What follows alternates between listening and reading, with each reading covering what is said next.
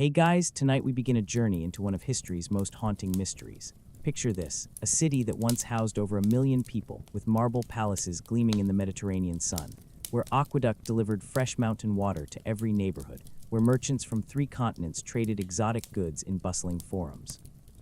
Now imagine walking through that same city 400 years later, and finding only 30,000 souls wandering among crumbling ruins, wild animals roaming through abandoned temples, and weeds growing through the cracks of what were once the world's greatest roads. This isn't fiction. This is the story of Rome, and Rome wasn't alone. Across an empire that stretched from Britain to the Sahara, magnificent cities that had thrived for centuries simply vanished. Tonight, we're going to uncover why the greatest urban civilization the ancient world had ever seen just disappeared. But before we step into these ghostly streets together, I'd love it if you could hit that subscribe button and give this video a like, especially if you're one of those wonderful souls who loves diving deep into history's mysteries. And if this story gives you the same chills it gives me, please share it with someone who appreciates a good mystery. Maybe that friend who's always talking about ancient civilizations or your history-loving family members. Trust me, they'll thank you for it.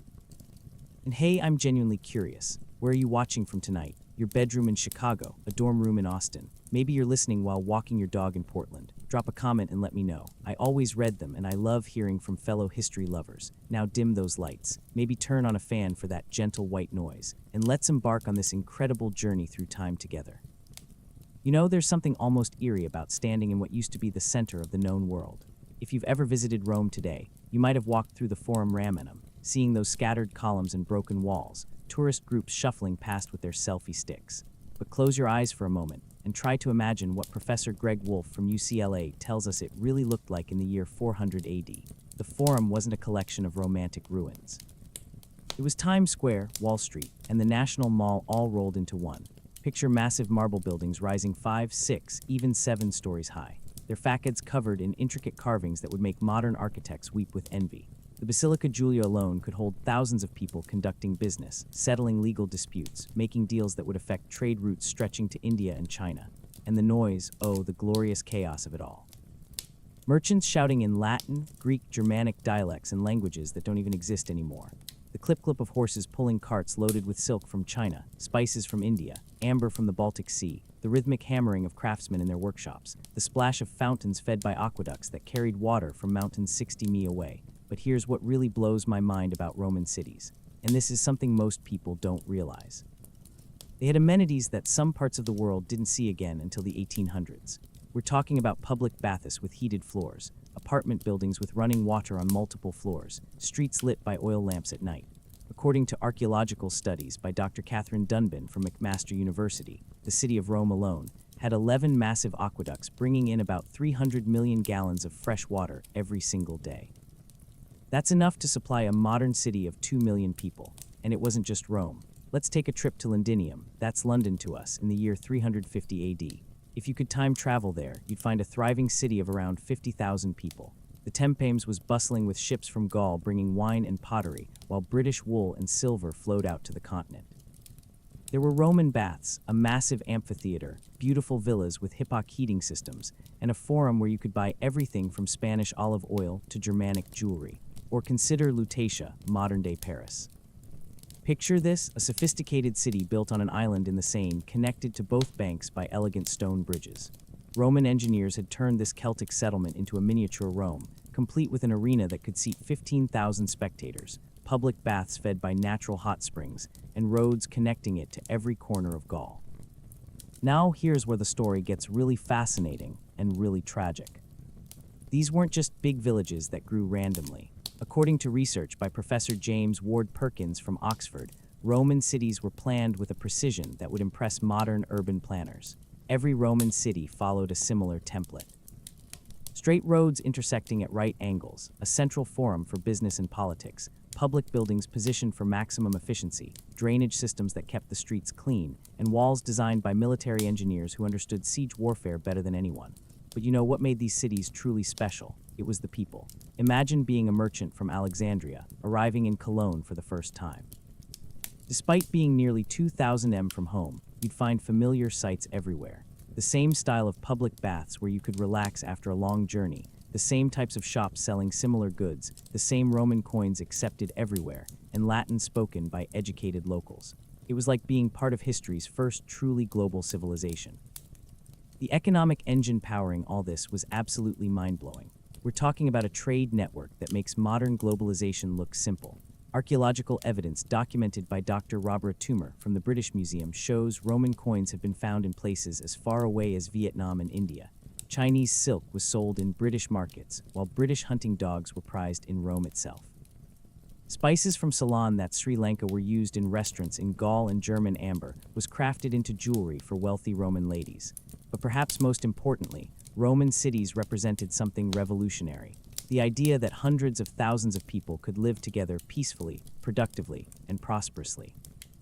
Sure, there were problems: slavery, inequality, political tensions, but the sheer audacity of creating cities that large, that complex, that interconnected was unprecedented in human history.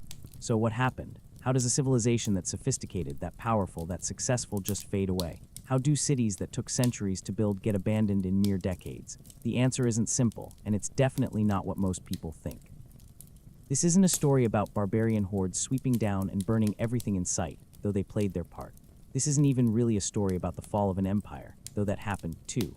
This is a story about how civilizations are more fragile than we like to believe, how the systems we take for granted can unravel faster than we can imagine, and how the choices we make in times of crisis can echo through centuries.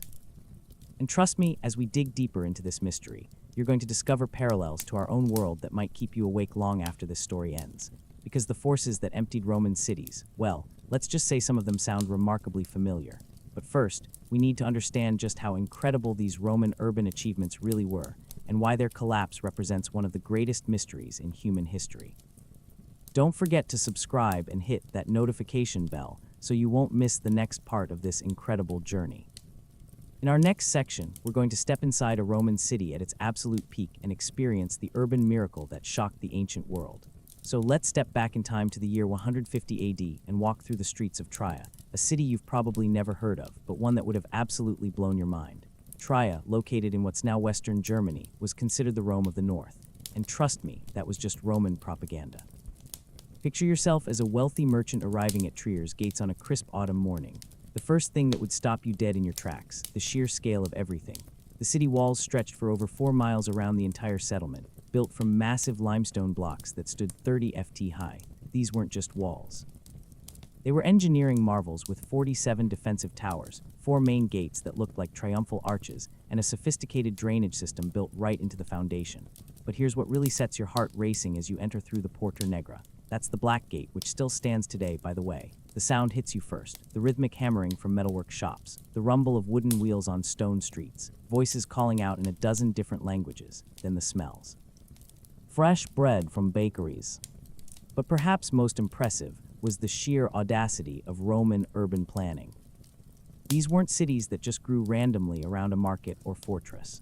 According to Professor Ward Perkins' groundbreaking research, every Roman city was designed as a miniature version of Rome itself, with the same basic layout, the same types of buildings, the same civic institutions.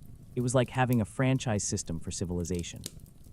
You could travel from Hadrian's Wall in northern England to the Sahara Desert in Africa and find familiar urban environments everywhere you went. The economic sophistication was equally mind-blowing. Trier had banks that could transfer money to accounts in other cities, insurance companies that protected merchants' cargo during long-distance trade, and even what we'd recognize today as corporations, business partnerships that could outlast their founders and operate across multiple cities simultaneously. Now I want you to imagine the confidence it took to build something like this. Roman engineers didn't just plan for their own lifetimes, they built for eternity. Those massive aqueducts were designed to serve cities for centuries. The road networks were planned to handle traffic loads that wouldn't be matched again until the automobile age. The amphitheaters and baths were built with the assumption that Roman civilization would last forever. And for over 4 centuries, it seemed like they were right.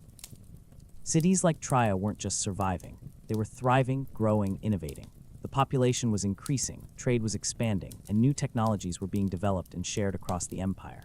If you were a Roman citizen in 150 AD, you might have reasonably assumed that your great-great-grandchildren would live in an even more magnificent city than yours. But here's where our story takes a darker turn, and where the mystery really begins to unfold. Because all of this confidence, all of this sophisticated urban planning, all of this incredible infrastructure, It was built on foundations that were far more fragile than anyone realized. What if I told you that beneath all this urban magnificence lay an economic system so complex, so interconnected, and so dependent on perfect conditions that even small disruptions could trigger catastrophic failures? The economic engine that powered these urban miracles was about to face challenges that its creators never saw coming. What I'm about to tell you might completely change how you think about ancient economics, because behind all those magnificent Roman cities we just explored was an economic machine so sophisticated, so ruthlessly efficient that it makes modern capitalism look like a lemonade stand. And understanding this economic engine isn't just fascinating, it's absolutely crucial to understanding why everything eventually collapsed. Let me take you inside the mind of Marcus Aurelius Gas. Not the emperor, but a fictional merchant whose story is based on real archaeological evidence from the trading archives of Cannes, an ancient city in modern-day Turkey. It's the year 180 AD and Marcus has just received what we'd call today a business opportunity of a lifetime. Picture Marcus sitting in his villa in Aquila, a massive port city at the northern tip of the Adriatic Sea. He's just gotten word through the Roman postal system, which by the way could deliver messages across the empire faster than anything Europe would see again until the 1800s, that there's a shortage of British wool in Alexandria, Egypt. Now, here's where the Roman economic system gets absolutely mind-blowing. Marcus doesn't just think locally, he thinks globally. Within a week, he's arranged to purchase wool from producers in northern Britain, transport it via Roman roads to Londinium, ship it down the Thames to Roman merchant vessels, sail across the English Channel to Gaul, then down the Rhone River to the Mediterranean, across to Alexandria, and finally distribute it to textile manufacturers throughout Egypt. The entire journey over 4,000 m through a dozen different provinces. But here's the kicker, and this is something that blows modern economists' minds. Marcus can do all of this using a single currency system, a unified legal framework, and standardized weights and measures. Imagine if you could start a business in New York, buy materials in Japan, manufacture in Germany, and sell in Brazil. All using the same money, the same laws, and the same business practices. That's essentially what the Roman Empire offered to entrepreneurs like Marcus. Think about that for a second. How many different currencies do you need just to travel across Europe today? How many different legal systems, different regulations, different bureaucratic hoops? The Romans solved all of that 2,000 years ago. The numbers behind this economic miracle are staggering. Modern archaeological analysis of Roman merchant records suggests that the empire's total trade volume reached approximately 50 million tons of goods annually. To put that in perspective, that's roughly equivalent to the entire annual trade volume of medieval Europe at its peak. Except the Romans were moving this much stuff back in the 2nd century AD. Now, let's dive deeper into how this machine actually worked, because this is where things get really fascinating. The foundation of everything was the Roman road system. 25 major highways stretching over 50,000 m, with another 200,000 m of secondary roads connecting every significant settlement. But these weren't just paths through the wilderness. According to engineering studies by Professor Isaac Moreno Gallo from the University of Burgos, Roman roads were built like modern highways, multiple layers of foundation stones, drainage systems, mile markers, rest stops, and even the ancient equivalent of truck stops. A merchant traveling from Rome to Cologne, that's about 800 miles, could make the journey in just 40 days, including stops. Compare that to medieval travel times of 8,100 days for the same distance, and you start to understand the economic advantage. Speed meant fresher goods, lower spoilage rates, and the ability to respond quickly to market demands. But the real genius was in the financial systems. Romans had developed what we'd recognize today as letters of credit, international banking, insurance policies, and even joint stock companies. A merchant in Gaul could deposit money with a banker and withdraw the equivalent amount in Egypt, all without physically transporting a single coin. They had maritime insurance that covered shipwrecks, bandit attacks, and even what we'd call today acts of God. Let me give you a specific example that perfectly illustrates this sophistication. In 1900, archaeologists discovered a cache of business documents in the Roman fortress of Vindolanda near Hadrian's Wall in northern England. Among these documents was a fascinating trade contract between a British wool merchant and a supplier in Gaul. The contract specified not just prices and delivery dates, but quality standards, penalty clauses for late delivery, insurance provisions, and even dispute resolution procedures. This level of commercial sophistication wouldn't reappear in Northern Europe until the Renaissance, over 1,000 years later. Can you imagine conducting business with that level of legal protection and financial security 2,000 years ago? The scale of specialization was equally impressive.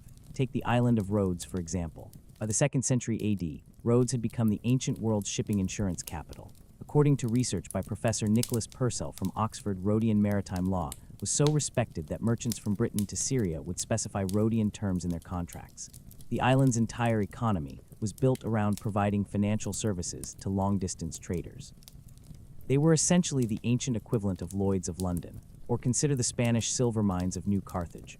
Modern estimates by mining historian Claude Domig suggest these mines produced over 200 tons of silver annually at their peak.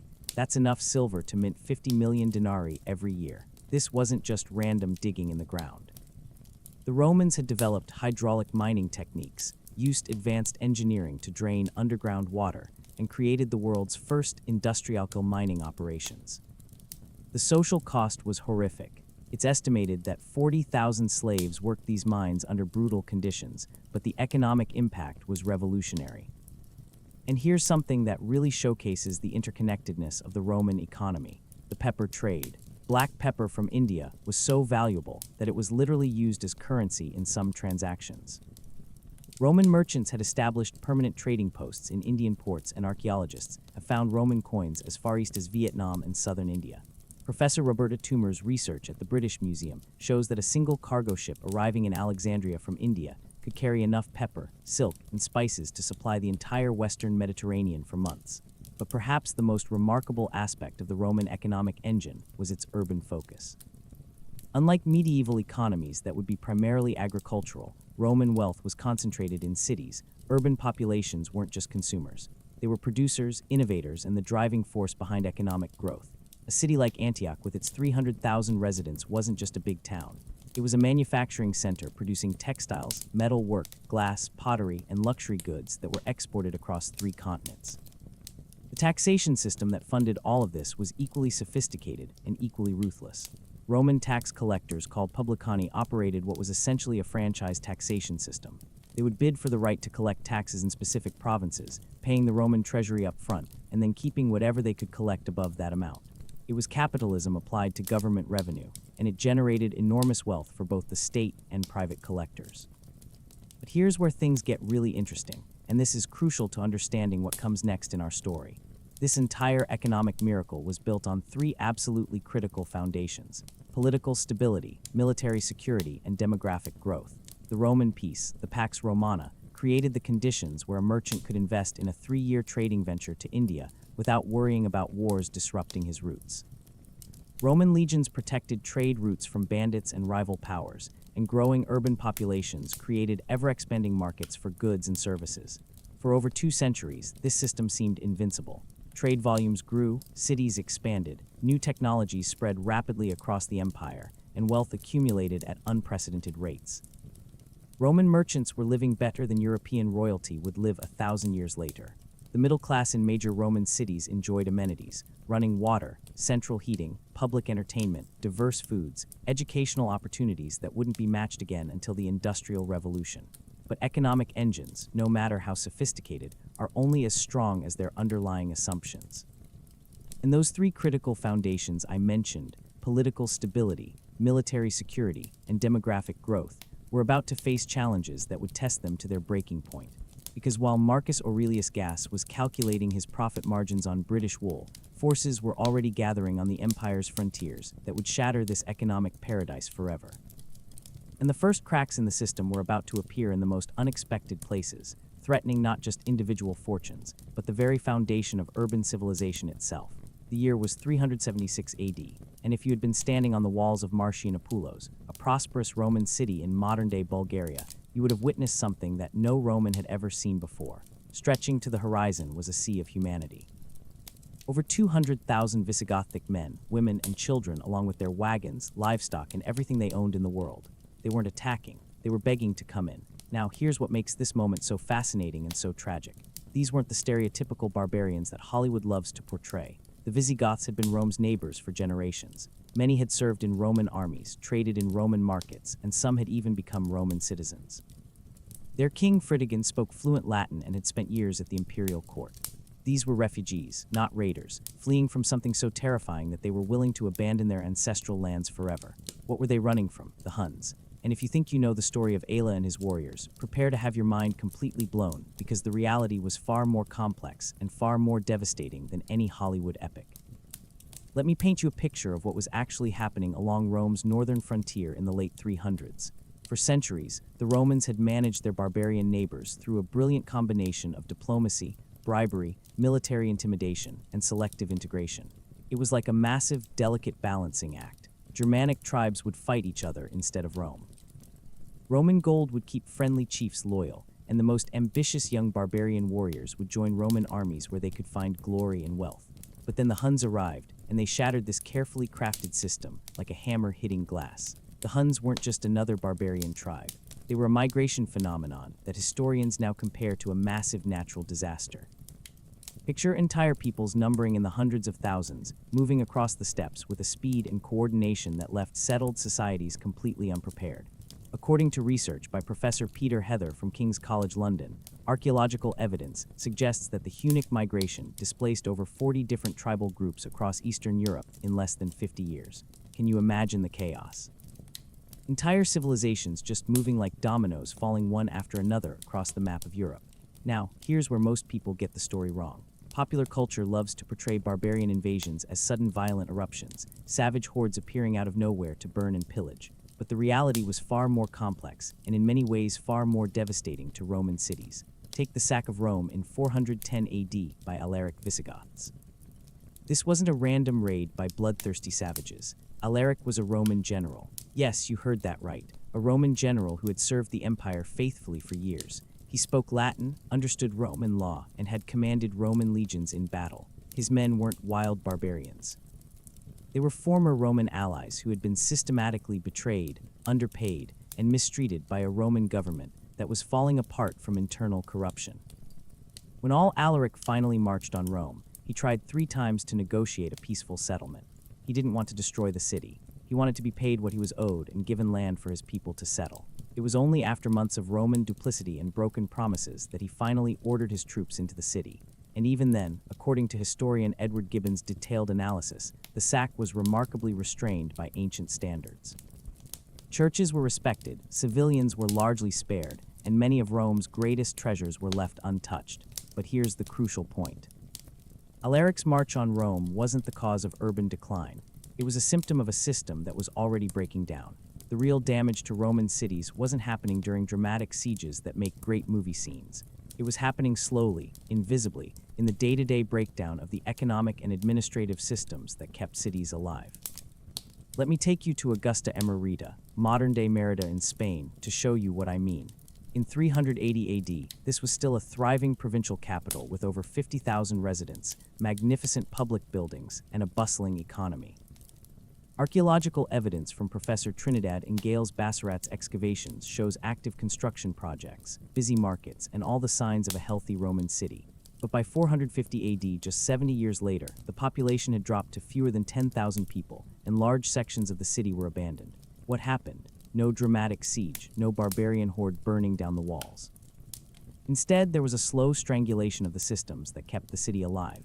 Tax collection became irregular as barbarian groups disrupted rural areas. Trade routes became unsafe as bandit activity increased. The Roman administration gradually lost control of the countryside, which meant urban markets couldn't get the food and raw materials they needed. Here's a specific example that really illustrates this process. In 406 AD, a massive coalition of Vandals, Alans, and Suebi crossed the frozen Rhine River and poured into Gaul. But they didn't march straight to major cities and besiege them. Instead, they spread out across the countryside, settling wherever they found good land. For the rural population, this might have meant new landlords, but not necessarily catastrophic change. Many barbarian leaders were eager to maintain agricultural production. But for cities like Trier, Reyes, and Cologne, this rural occupation was a death sentence. Urban populations depended on food surpluses from the countryside. They depended on taxes collected from rural areas to pay for public services. They depended on rural markets to buy urban manufactured goods. When barbarian groups settled in the countryside and started operating outside the Roman economic system, cities began to starve. Not literally, but economically. Think about it this way. If tomorrow all the farms around your city suddenly stopped participating in the modern economy, stopped paying taxes, stopped buying your city's products, how long would your urban infrastructure last? The psychological impact was equally devastating. Roman cities had always been symbols of civilization, order, and permanence. Citizens took pride in their public buildings, their civic institutions, their connection to the eternal empire. But as barbarian groups established their own kingdoms within former Roman territory, as Roman administration became increasingly unreliable, as trade networks fragmented, urban populations began to lose faith in the future. And here's something fascinating that archaeological evidence has revealed. In many cases, barbarian groups actually tried to preserve Roman urban infrastructure. The Ostrogothic king Theodoric the Great, who ruled Italy from 493 to 526 AD, spent enormous resources maintaining Roman aqueducts, repairing public buildings, and keeping urban institutions functioning.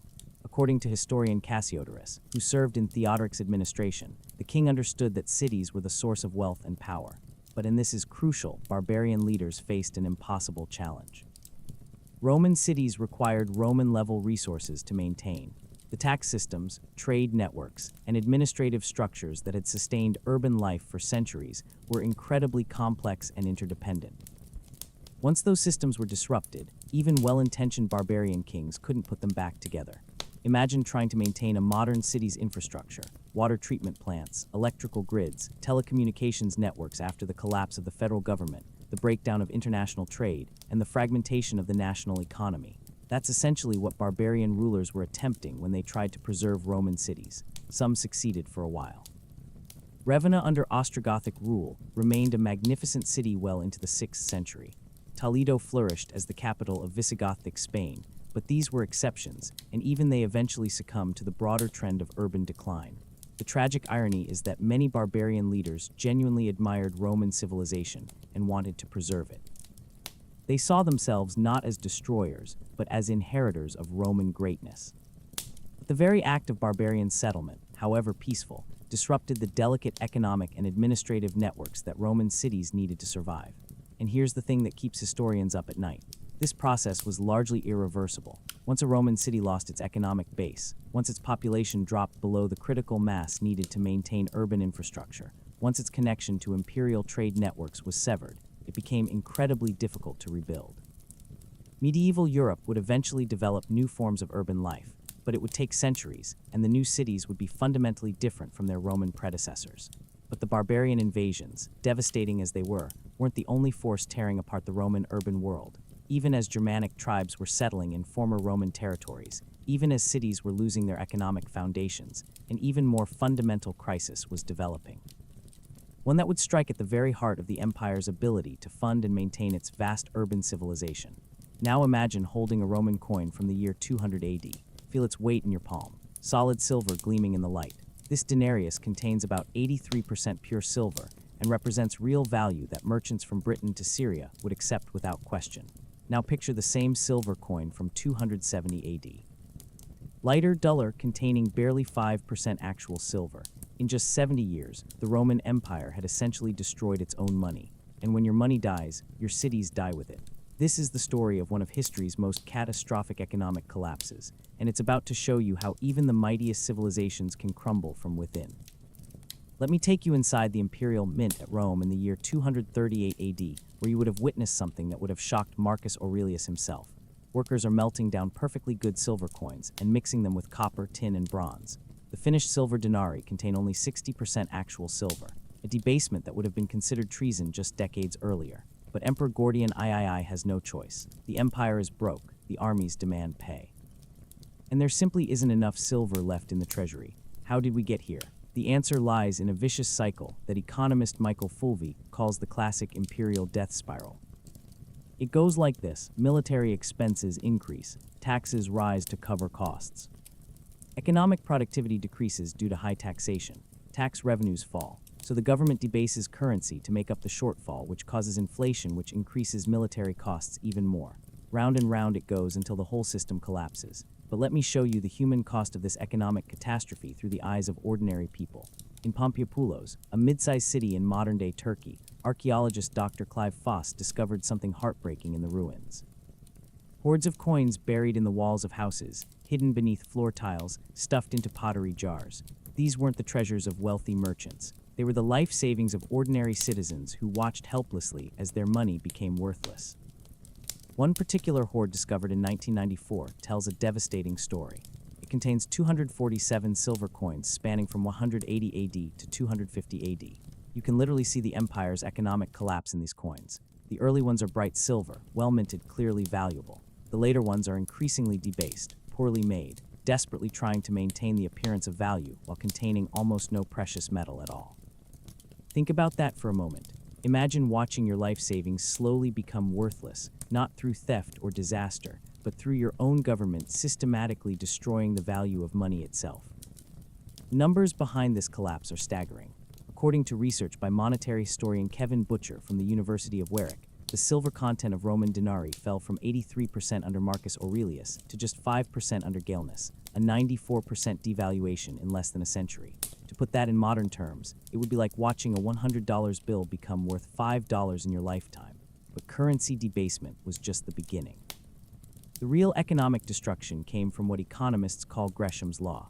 Bad money drives out good money. As Romans realized their new coins contained less silver, they started hoarding the old valuable coins and spending only the debased ones. This meant that good silver disappeared from circulation, while worthless metal flooded the markets. The psychological impact was devastating. Roman citizens had trusted their currency for centuries. Silver denarii had been the backbone of Mediterranean commerce since Augustus. Suddenly, merchants in Alexandria were refusing Roman coins. Traders in Gaul were demanding payment in gold, and even local markets were reverting to barter systems. Let me paint you a picture of what this looked like in everyday life. In 260 AD, a loaf of bread in Rome cost about half a denarius. By 280 AD, that same loaf cost 50 denarii. By 300 AD, it cost 200 denarii. Prices weren't just rising, they were exploding at rates that would make modern hyperinflation look mild. But here's where the story gets really tragic for Roman cities. Urban populations were completely dependent on the monetary economy. Unlike rural farmers who could grow their own food, city dwellers needed to buy everything with money. When that money became worthless, urban life became impossible. Take the city of Autumn in Gaul, for example. In 250 AD, it was a thriving commercial center with over 40,000 residents. Archaeological evidence from Professor Pierre Pinon shows busy markets, active construction, and all the signs of urban prosperity. But as currency collapsed, trade networks broke down. Merchants stopped coming to the markets because Roman money wasn't worth the goods they were selling.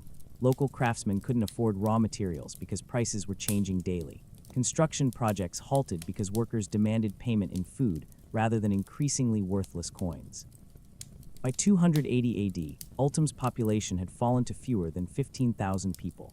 Large sections of the city were abandoned, not because of barbarian attacks or natural disasters, but because the economic foundation of urban life had simply evaporated. The government's response made everything worse. Instead of addressing the underlying fiscal problems, successive emperors doubled down on currency debasement. Aurelian introduced new bronze coins coated with silver, essentially counterfeiting his own money. Diocletian tried to fix prices by imperial decree, threatening death for anyone who charged more than official rates. But you can't solve inflation by making it illegal any more than you can solve drought by outlawing thirst. And here's something that really shows the human cost: the disappearance of public inscriptions. For centuries, wealthy Romans had funded public buildings, festivals, and infrastructure projects, immortalizing their generosity in stone inscriptions. But as inflation destroyed wealth and made long-term planning impossible, these inscriptions virtually disappeared. According to epigraphist Dr. Russell Miggs, the number of public benefaction inscriptions drops by over 80% between 250 and 300 AD. What does that tell us? It means the wealthy Romans who had traditionally funded urban amenities, the baths, the theaters, the aqueducts, the festivals that made city life attractive simply couldn't afford to anymore. When the rich become poor, who's going to maintain the fountains? But perhaps most devastating was the collapse of the professional army. Roman legions weren't just military units. They were economic engines that pumped money into frontier communities. A legion of 5,000 men represented an annual payroll of about 1.5 million denarii. That money supported not just soldiers, but their families. The merchants who sold them goods, the craftsmen who made their equipment, the farmers who fed them. Legionary bases were essentially small cities built around military spending. When currency debasement made military pay worthless, recruitment became impossible. Who wants to risk their life for money that won't buy dinner? The professional legions that had defended Rome for centuries began to disintegrate. In their place came barbarian federati, allied troops paid in land and goods rather than worthless coins. Do you see the vicious cycle forming? Economic collapse led to military weakness, which invited barbarian incursions, which increased military expenses, which required more currency debasement, which caused more economic collapse. The archaeological evidence for this economic catastrophe is overwhelming. Coin hoards buried during this period have been found across the empire, over 2,000 in Britain alone. These represent the life savings of ordinary people who lost faith in their government's money. Villa excavations show the sudden abandonment of luxury goods production.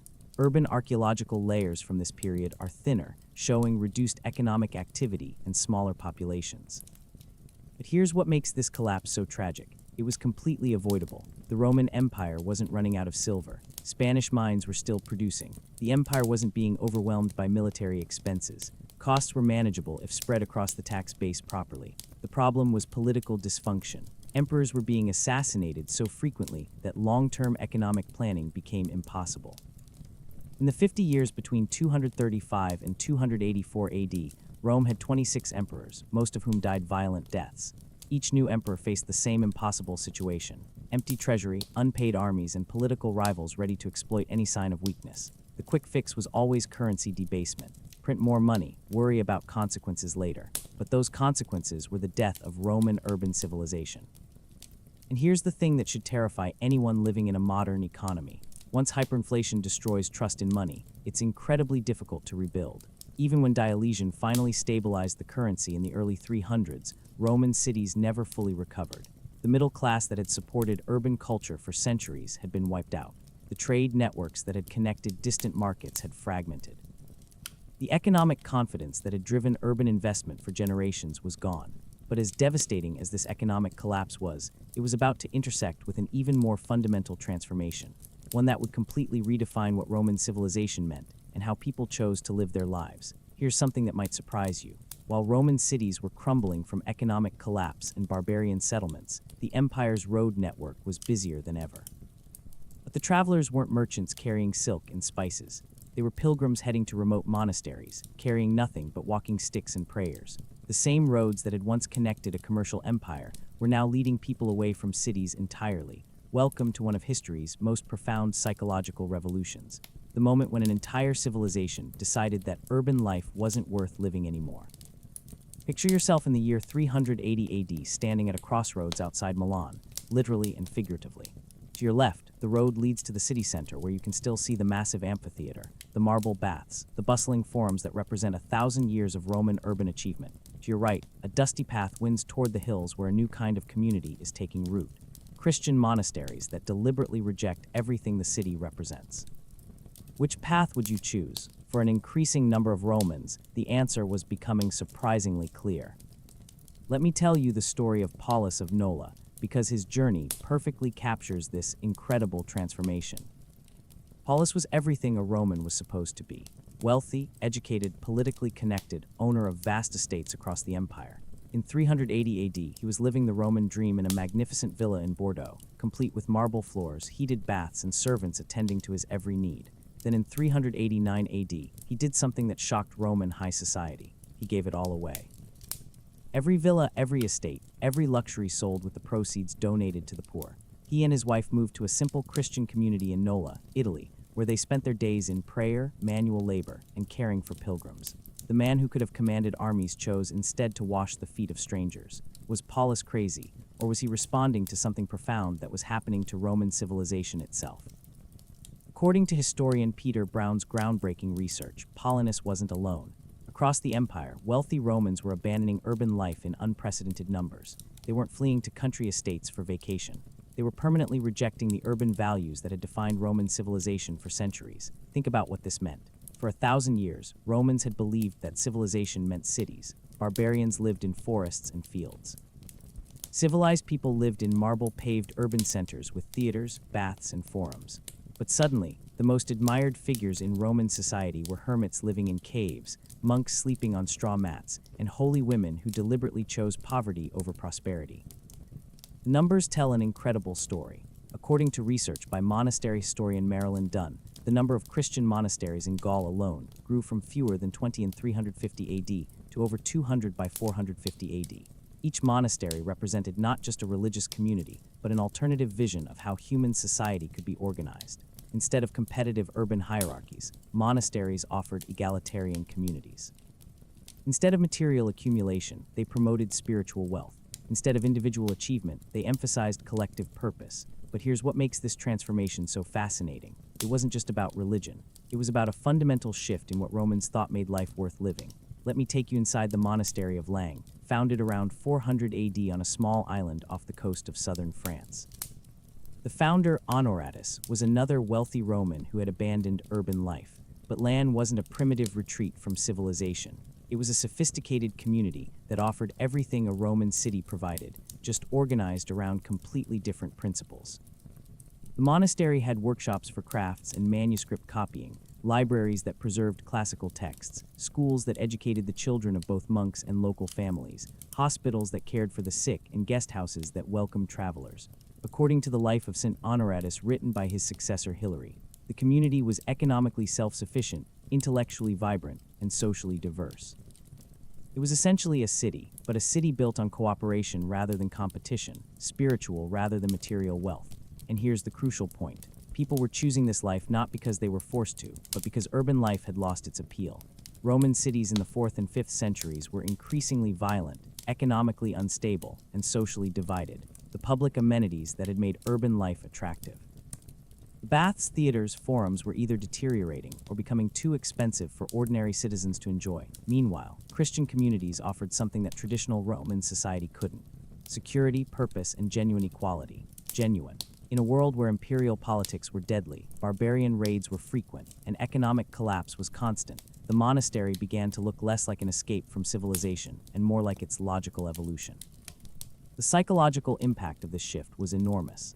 For centuries, Romans had derived their identity from their connection to urban institutions, their membership in guilds, their participation in civic festivals, their attendance at gladiatorial games, their patronage of public buildings. But Christianity offered a completely different source of identity: membership in the community of the faithful, participation in eternal rather than temporal affairs, and service to God rather than Caesar. This wasn't just a religious conversion. It was a cognitive revolution. Romans were literally rewiring their brains to value different things, seek different goals, and organize their lives around different principles. Let me give you a specific example of how this played out. In 407 AD, the city of Trier, that magnificent Rome of the north we explored earlier, faced a crisis. Barbarian raids had disrupted the surrounding countryside. Trade had declined, and the imperial court had moved to Ravenna. The traditional Roman response would have been to strengthen the walls, raise taxes, and recruit more soldiers. Instead, something unprecedented happened. According to the Chronicle of Hidatius, a significant portion of Trier's population simply left. They didn't flee in panic. They made deliberate decisions to join Christian communities in rural areas. Wealthy families donated their urban properties to the church and moved to monastery-supported agricultural settlements. Craftsmen closed their city workshops and joined religious communities where their skills were used for spiritual rather than commercial purposes. By 420 AD, Trier's population had dropped from 80,000 to fewer than 20,000 people. But here's the fascinating part. Many of the people who left weren't economic refugees. They were spiritual pioneers who had concluded that urban life was spiritually bankrupt. This pattern repeated across the empire. Antioch, once a glittering metropolis of 300,000 people, saw massive population outflows to surrounding monasteries. Alexandria, the intellectual capital of the ancient world, lost many of its best minds to Christian schools in the Egyptian desert. Even Rome itself experienced what historian Chris Wickham calls voluntary Jubanization, as wealthy Christians chose aesthetic lifestyles over urban luxury. But perhaps most significantly, this movement was changing how Romans thought about infrastructure and public space. Traditional Roman cities have been built around public amenities funded by wealthy citizens seeking social status. Christianity taught that true honor came from helping the poor, not impressing the powerful. So instead of funding new amphitheaters or baths, wealthy Christians began funding hospitals, orphanages, and pilgrim hosts. Instead of competitive public displays, they organized cooperative charitable works. The urban landscape itself began to reflect these new values. Churches replaced temples, hospices replaced gymnasiums, and monastery gardens replaced ornamental forums. Have you ever wondered what it would feel like to live through such a fundamental transformation in social values? To watch an entire civilization decide that everything their ancestors had built was somehow wrong? The archaeological evidence for this transformation is striking. Excavations across the former empire show the same pattern. traditional Roman public buildings falling into disrepair, while Christian structures receive new investment. Villa sites show evidence of conversion to religious use. Urban workshops close, while monastery scriptorias expand their operations. But here's what makes this story so poignant. The Romans who chose monastic life weren't rejecting civilization. They were trying to save it. In their view, traditional Roman cities had become morally corrupt, economically predatory, and spiritually empty. Monasteries represented an attempt to preserve what was best about Roman culture: learning law, technological skill, administrative competence, while discarding what had become toxic. And in many ways, they succeeded. When urban life collapsed across Western Europe, it was often monasteries that preserved classical texts, maintained agricultural techniques, and provided the social services that governments could no longer deliver. But this spiritual revolution was about to collide with an even more fundamental challenge to Roman urban life, one that would literally reshape the physical landscape of Europe and make the old Roman world impossible to sustain. There's something absolutely mind-blowing that most people don't realize about Roman roads. They weren't just transportation networks. They were the arteries of civilization itself. When those arteries started to harden and clog, the entire body of Roman urban life began to die. And the story of how the world's greatest road system became unusable is one of the most fascinating examples of how infrastructure collapse can doom an entire civilization. Imagine standing on the Via Appia in the year 200 AD, that magnificent highway connecting Rome to the port of Brindisi, 350 mi to the southeast.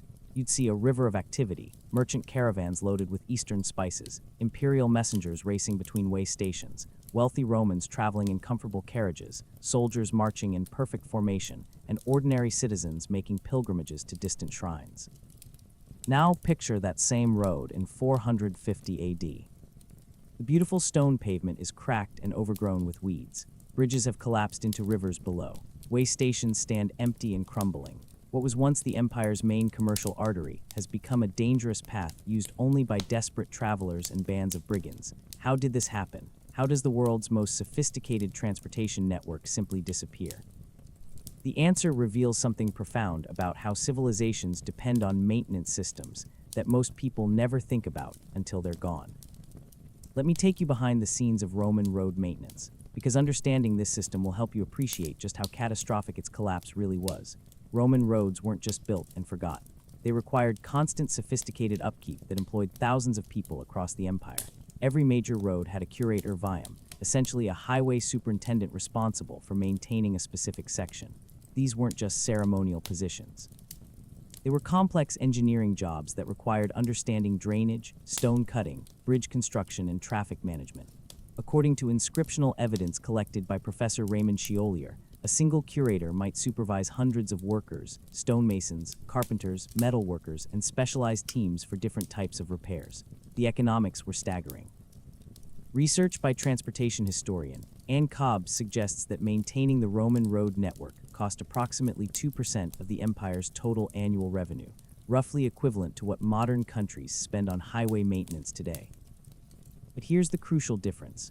Roman roads were built to last centuries, not decades like modern highways. The famous Roman saying, "all roads lead to Rome," wasn't just a metaphor. It was a precise description of how the transportation network was funded and organized. Provincial taxes flowed to Rome, which then allocated resources for road maintenance across the empire. Local communities were responsible for minor repairs, but major reconstruction projects were funded and supervised by imperial engineers. But as we've seen, that whole system was falling apart by the 4th century. Barbarian settlements disrupted tax collection. Economic collapse reduced available revenue. Political instability made long-term infrastructure planning impossible. And here's where the road story gets really tragic. Once Roman road maintenance stopped, the roads deteriorated incredibly quickly. Let me show you exactly how this happened. Using the Via Appia, the great highway connecting Italy to Spain through southern Gaul. Built in 118 BC, this road had served the empire faithfully for over 400 years. Archaeological investigations by Dr. Pierre Silier show that the road was in excellent condition as late as 350 AD with evidence of recent repairs and active traffic. But then maintenance stopped. Without regular cleaning, drainage ditches filled with debris, causing water to pool on the road surface. Without stone replacement, heavy wagon traffic created ruts and cracks. Without bridge repairs, winter floods washed away supports, making river crossings impossible. By 450 AD, large sections of the Via Domitia were completely unusable. Can you imagine trying to maintain your local highway system without government funding, professional engineers, or organized labor? That's essentially what happened to the Roman road network. The human cost was enormous. Roman cities had been designed around the assumption of reliable, fast transportation. Urban populations depended on food shipments from distant agricultural regions. Craftsmen relied on raw materials from specialized suppliers hundreds of miles away. Merchants needed predictable travel times to make profitable trades. When roads became unreliable, all of these urban systems began to fail. Let me give you a specific example from Lud-Dunham, modern-day Lyon, France. This city had thrived as a transportation hub where roads from Britain, Germany, Spain, and Italy converged. Merchants would arrive from across the empire, exchange goods, and redistribute them to their final destinations. But as road conditions deteriorated, long-distancing merchants stopped coming to Lud-Dunham. Why risk valuable cargo on dangerous, unpredictable routes? Instead, trade patterns fragmented into smaller local networks. According to archaeological evidence analyzed by Professor Armand Dispat, the city's famous pottery workshops, which had exported their products across Gaul, suddenly stopped production around 420 AD, not because demand disappeared, but because transportation had become too unreliable.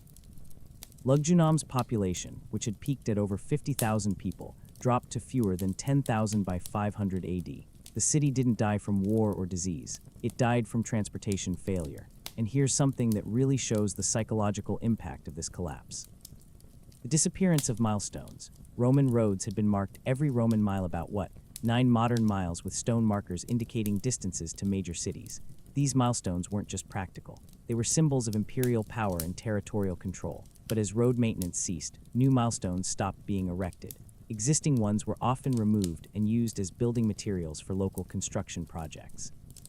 The archaeological record shows a dramatic decline in milestone production after 350 AD. It's as if the empire was literally losing track of where it was going. The collapse of Roman roads also had devastating effects on information flow.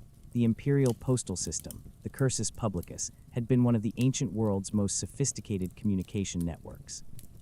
Imperial messengers could carry urgent dispatches from York to Rome in just 40 days, a speed that wouldn't be matched again in Europe until the 1700s. But this system depended entirely on well-maintained roads and strategically placed way stations. As roads deteriorated and stations were abandoned, communication times increased dramatically. According to historian Michael McCormick's research, a message that took 40 days to travel in 250 AD might take 80 or 100 days by 450 AD if it arrived at all. Think about what this meant for government administration. How do you run an empire when orders from the capital take months to reach provincial governors? How do you coordinate military responses when generals can't communicate with each other? How do you collect taxes when you can't reliably send collectors to remote areas? The road collapse also transformed European geography in ways that are still visible today. Roman roads had connected regions that made economic sense, but weren't necessarily geographically obvious. The Great Highway from Cologne to Milan, for example, crossed the Alps through carefully engineered passes that made year-round travel possible. But when these mountain roads became unmaintained, alpine passes became impossible during winter months. Trade routes that had connected northern and southern Europe for centuries simply disappeared. Regional economies that had been integrated for hundreds of years suddenly became isolated. Europe began to fragment into the smaller, more localized units that would characterize medieval geography. Perhaps most tragically, the knowledge of Roman road building itself was largely lost. These weren't just construction techniques. They were sophisticated engineering systems that had taken centuries to develop and perfect. When the institutional framework for maintaining roads collapsed, the expertise went with it. Medieval European roads wouldn't match Roman engineering standards until the 1700s. The techniques for building roads that could carry heavy traffic for centuries without major maintenance wouldn't be rediscovered until the modern era. In some ways, Europe didn't recover from the Roman road collapse until the invention of railroads. But the collapse of the road system was just one part of a larger infrastructure crisis that was making Roman cities impossible to maintain. While engineers struggled to keep highways passable, an even more fundamental challenge was emerging, one that would strike at the very foundation of urban life.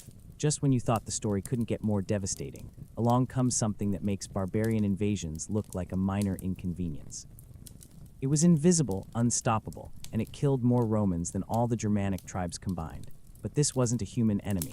It was a microscopic one, And when the plague of Justinian swept across the Mediterranean world in 541 AD, it didn't just kill people. It killed the very idea that cities were safe places to live.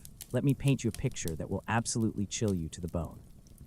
Imagine walking through Constantinople in the summer of 542 AD, the greatest city in what remained of the Roman world, home to over 500,000 people, the crown jewel of Byzantine civilization. The morning starts normally enough. Merchants setting up their stalls, children playing in the streets, the magnificent Hagia Sophia gleaming in the morning sun. But by midday, something's wrong. People are collapsing in the markets, bodies are being carried out of houses. By evening, the city that had buzzed with life for over 200 years sounds like a tomb. The only sounds are the creaking of death carts and the wailing of survivors. According to the historian Procopius, who witnessed this catastrophe firsthand, Constantinople was losing 10,000 people per day at the plague's peak. That's not a typo. 10,000 people every single day. In a city of 500,000, that meant 1 in 50 residents was dying daily. Can you even imagine such horror? But here's what makes this plague so significant for our story. It wasn't just killing people randomly. It was systematically destroying the foundations of urban life itself. And the way it spread reveals something terrifying about how interconnected the Roman world had become, and how that interconnectedness could become a death sentence. The plague arrived in Constantinople aboard grain ships from Egypt carried by fleas that lived on black rats that thrived in ship holds. This wasn't unusual. Constantinople imported about 175,000 tons of grain annually from Egypt to feed its massive population. The same trade networks that had made Roman cities prosperous were now delivering death door to door. Let me take you inside the mind of someone living through this nightmare. Meet Vagrius Scholasticus, a lawyer in Antioch who survived the plague and left us a detailed account. He describes watching his wife, his daughter, his grandchildren, and most of his friends die within a matter of weeks. But what really comes through in his writing isn't just personal grief. It's the complete breakdown of everything that made urban life function. Courts closed because there weren't enough judges left alive. Markets shut down because merchants were either dead or had fled to the countryside. Construction projects halted because entire guilds of craftsmen had been wiped out. According to Avigrias, the city government essentially stopped functioning because most officials had either died or abandoned their posts. And here's the terrifying math behind this catastrophe. Modern epidemiologists, led by researchers like Dr. Lester Little from Smith College, estimate that the plague of Justinian killed between 25 and 40% of the population in affected areas. That's not just a health crisis. That's a demographic apocalypse that makes modern pandemics look mild by comparison. But the real tragedy wasn't just the immediate death toll. It was how the plague permanently changed people's relationship with cities. For over 1,000 years, Romans had believed that urban life was safer than rural life. Cities had walls to keep out enemies, granaries to survive famines, and doctors to treat the sick. But the plague revealed that dense urban populations were actually more vulnerable to certain disasters than scattered rural communities. Think about it. If you're a peasant living on an isolated farm when plague hits the nearest city, you might survive simply because you're too far from other people to catch the disease. But if you're living in a Roman apartment building with hundreds of neighbors sharing common spaces, you're essentially trapped in a death zone. The psychological impact was enormous. Professor Kyle Harper from the University of Oklahoma has analyzed the literary sources from this period, and they show a complete transformation in how people thought about urban life. Before the plague, cities were seen as monuments to human achievement. After the plague, they were often viewed as dangerous concentrations of sin and suffering that invited divine punishment. This fear wasn't irrational. It was based on harsh experience. The plague didn't just hit once and disappear. It returned in waves every 812 years for the next 2 centuries, always hitting urban areas hardest. Constantinople alone suffered major plague outbreaks in 5442, 558, 573, 586, 599, 618, 698, and 747 AD. That's 8 major demographic disasters in 2 centuries. Can you imagine trying to maintain urban institutions under those conditions? How do you plan long-term construction projects when you don't know if your population will be cut in half next decade? How do you maintain complex craft guilds when entire trades might be wiped out overnight? How do you justify living in a city when the countryside seems so much safer? Let me show you exactly how this played out using the city of Carthage in North Africa. Before the plague, Carthage was one of the Mediterranean's greatest cities with over 100,000 residents, magnificent public buildings, and a thriving economy based on African grain exports. Archaeological evidence from the Susan Stevens excavations shows a bustling urban center with active construction, busy markets, and all the signs of urban vitality. Then the plague hit in 542 AD. Contemporary sources suggest that Carthage lost about 40% of its population in the first outbreak alone. But here's what's really devastating. The city never recovered. Subsequent plague waves in 558, 573, and 599 AD prevented any sustained population growth. By 650 AD, when the Arabs conquered North Africa, Carthage had fewer than 20,000 residents, an 80% population decline from its pre-plague peak. The economic consequences were equally catastrophic. Roman cities had depended on having enough people to support specialized crafts, professional services, and complex trade networks. When plague reduced urban populations below critical thresholds, entire economic sectors simply vanished. Take glassmaking, for example. Roman cities had supported sophisticated glass industries that produced everything from window panes to delicate artistic pieces.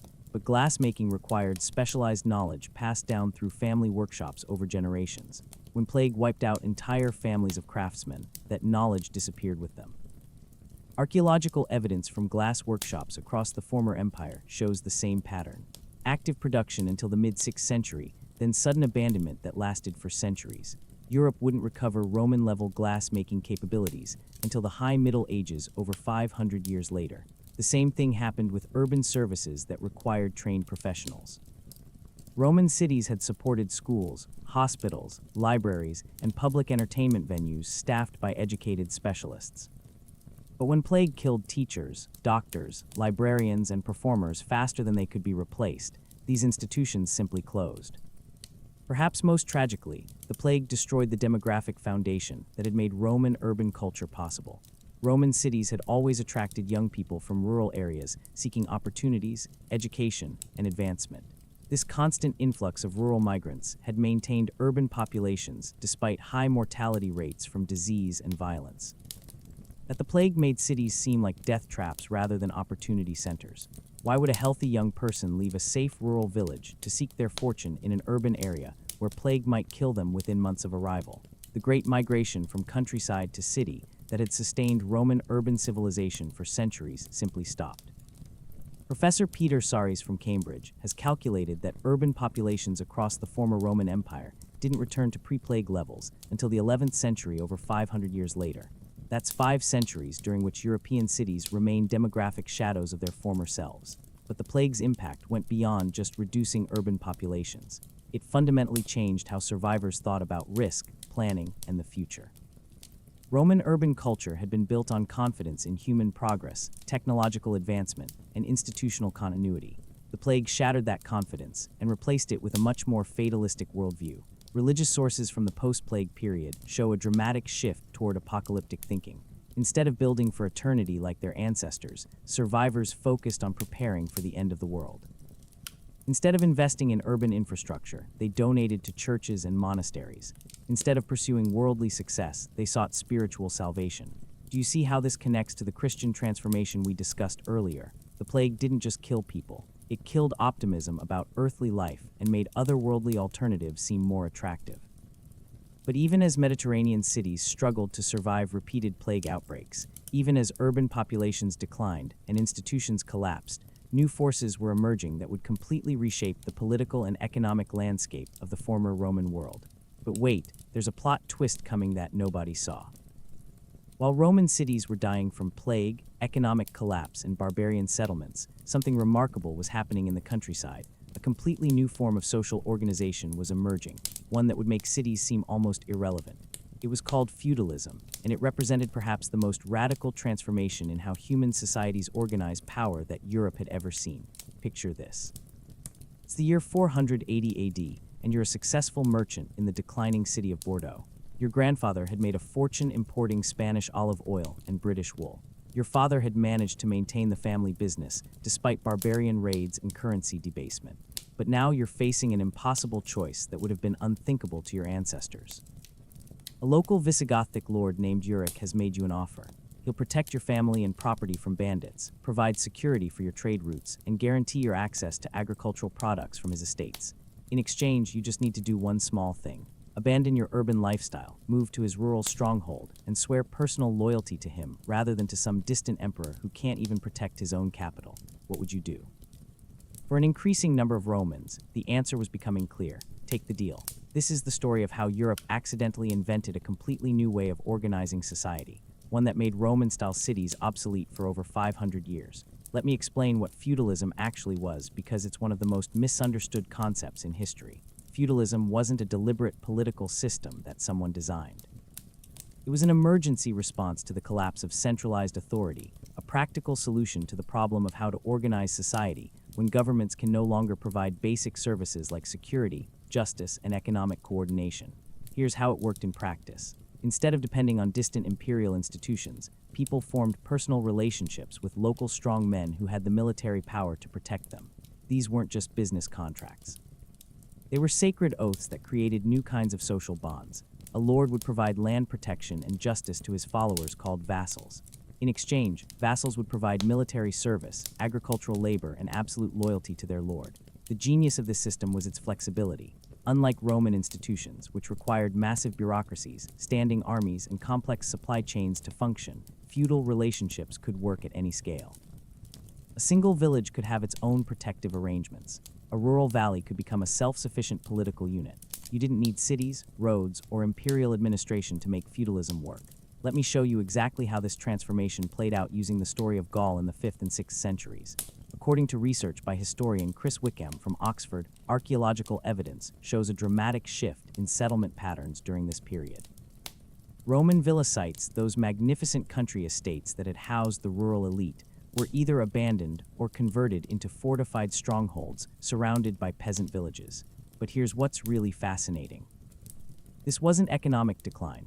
In many cases, agricultural production actually increased under feudal organization. Why? Because feudal lords had strong personal incentives to maximize the productivity of their lands, unlike distant Roman landowners who might never visit their estates. Take the case of Gregory of Tours, a 6th century bishop who left us detailed descriptions of life in post-Roman Gaul. Gregory describes visiting the estate of a Frankish lord named Rousing, who had transformed a former Roman villa into the center of a thriving agricultural community. The estate produced grain, wine, textiles, metalwork, and pottery. Essentially everything its inhabitants needed to live comfortably without relying on urban markets. Can you see the revolutionary implications? For the first time in centuries, Europeans were proving that you could have prosperity, security, and even sophisticated culture without depending on cities at all. The social psychology behind this transformation was profound. Roman civilization had been built on the idea that status came from participation in urban institutions, holding political office, patronizing public buildings, attending civic festivals, competing for social recognition in the forum. But feudalism created a completely different status system based on personal relationships and rural landholding. A feudal lord derived his power not from votes or imperial appointments, but from the number of warriors who had sworn personal loyalty to him. His wealth came not from urban rents or commercial profits, but from agricultural production on his own lands. His status came not from civic achievements, but from his reputation for protecting his followers and keeping his word. This wasn't just a different political system. It was a different way of being human in society. Let me give you a specific example of how this played out. In 507 AD, the Frankish king Clovis defeated the Visigothic kingdom of Toulouse at the Battle of Vallier.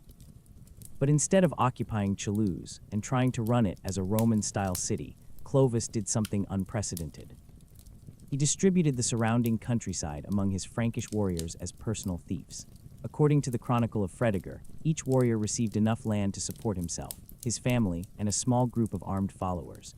They built fortified farmhouses, recruited local peasants as laborers, and created self-sufficient agricultural communities that had no need for urban services. Within a generation, Toulouse had lost most of its commercial function. The city didn't disappear entirely. It remained an important religious center, but its role as an economic hub was essentially finished. Why travel to a dangerous, expensive city to buy goods when you could produce everything you needed on your own estate? The archaeological evidence for this transformation is striking. Excavations in rural areas across former Roman territories show the same pattern. The construction of new fortified sites, often called modern Bailey castles, surrounded by agricultural settlements. These weren't temporary camps. They were permanent alternatives to urban civilization.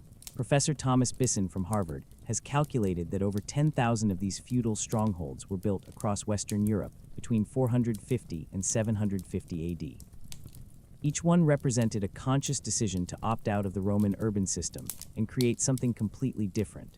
But perhaps most importantly, feudalism was changing how Europeans thought about power itself. Roman power had been institutional. Emperors derived authority from their position in a complex governmental hierarchy, but feudal power was personal. Lords commanded obedience because of individual relationships based on oath and mutual obligation. This had enormous implications for how society was organized. Roman cities had been administered by professional bureaucrats who implemented imperial policies across vast territories. Feudal territories were governed by personal negotiation between lords and vassals who knew each other face to face. The economic implications were equally revolutionary. Roman trade had depended on specialized production, long-distance transportation, and monetary exchange. But feudal estates aimed for self-sufficiency, local production, and payment in goods and services rather than money. Think about what this meant for urban artisans. Why would a feudal lord hire expensive city craftsmen when he could train his own peasants to produce everything his community needed?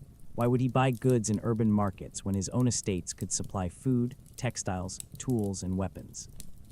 The result was what historian Henry Penn called the closed economy. Regional systems that provided for their own needs without depending on external trade. It was the exact opposite of the integrated, interdependent economy that had sustained Roman cities. And here's something that really shows how complete this transformation was: the disappearance of Roman coinage in many areas. Feudal communities often operated without money, entirely using barter systems and payment in kind. Archaeological sites from this period show dramatic reductions in coin finds, not because people were poorer, but because they simply didn't need money anymore. By 600 AD, large areas of Western Europe had essentially reverted to pre-Roman social organization, small-scale agricultural communities led by warrior elites with minimal dependence on urban centers or long-distance trade. It was as if 1,000 years of Roman urban civilization had been reset. But this feudal revolution was about to collide with yet another force that would reshape the Mediterranean world and deal a final blow to the remnants of Roman urban culture. Because while European lords were building their rural strongholds, a new empire was rising in the east, one that would completely reorganize the trade networks that had sustained Roman cities for over a millennium.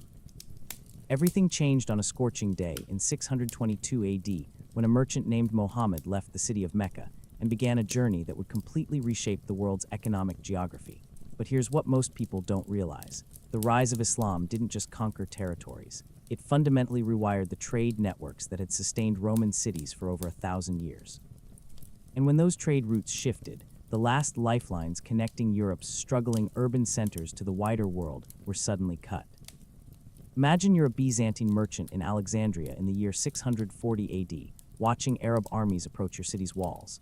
You might think this is just another barbarian invasion, like the Germanic tribes that have been disrupting the empire for centuries. But you'd be completely wrong. These aren't raiders looking for quick plunder. They're the advanced guard of a new civilization that's about to revolutionize how the entire Mediterranean world does business. Within just 1 century of Muhammad's death, Islamic armies had conquered an area stretching from Spain to India. But unlike previous conquerors who simply looted and left, the Arabs created something unprecedented: a unified commercial empire that connected 3 continents under a single religious, legal, and economic system. Here's where this gets fascinating for our story about urban decline. The Islamic conquest didn't destroy Mediterranean trade, they redirected it. And that redirection was absolutely catastrophic for the remaining Roman cities in Western Europe. Let me show you exactly how this worked using the papyrus trade as an example.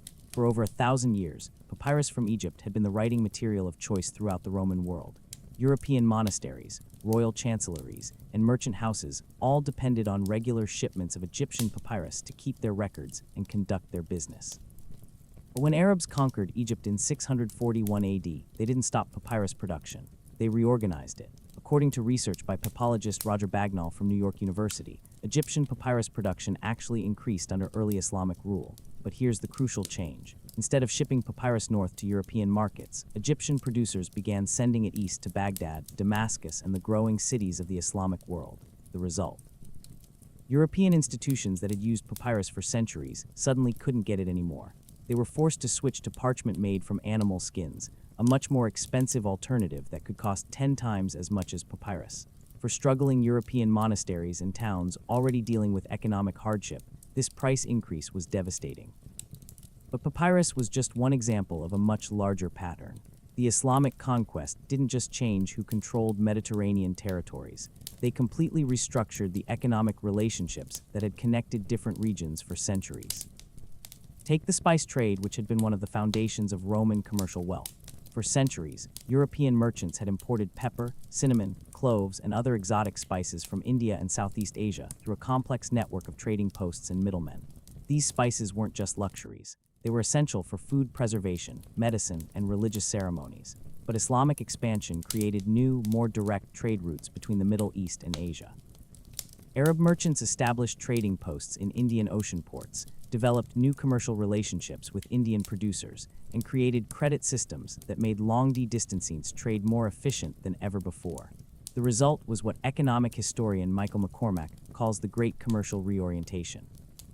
Instead of flowing north through the Mediterranean to European markets, Asian goods began flowing east through the Red Sea to Cairo, then overland to Damascus and Baghdad, and finally to the growing Islamic cities of Central Asia and Spain. European cities that had thrived on importing and redistributing Asian goods suddenly found themselves cut out of the loop entirely. Why would an Indian pepper merchant sell to struggling European towns when thriving Islamic cities offered better prices, more reliable payment, and safer transportation? Let me give you a specific example of how devastating this could be. The city of Marseille had been one of the Mediterranean's great trading ports for over 600 years. Ships from across the empire docked there to load wine, olive oil, and manufactured goods for export to distant markets. In return, Marseille had imported luxury items from Asia, Africa, and the eastern Mediterranean. But archaeological evidence from Professor Mitchell Bonneff's excavations shows that long-distance trade through Marseille essentially collapsed in the 7th century. Pottery SHs from distant regions, which had been common in earlier archaeological layers, virtually disappear. Construction activity decreases dramatically. The city's population, which may have reached 50,000 at its peak, probably dropped to fewer than 5,000 by 700 AD. Marseille didn't disappear entirely. It remained a regional fishing port, but its role as an international commercial hub was finished. The economic foundation that had supported urban life there for centuries had simply vanished. And here's what makes this story so poignant. The Islamic world was experiencing an urban boom at exactly the same time that European cities were declining.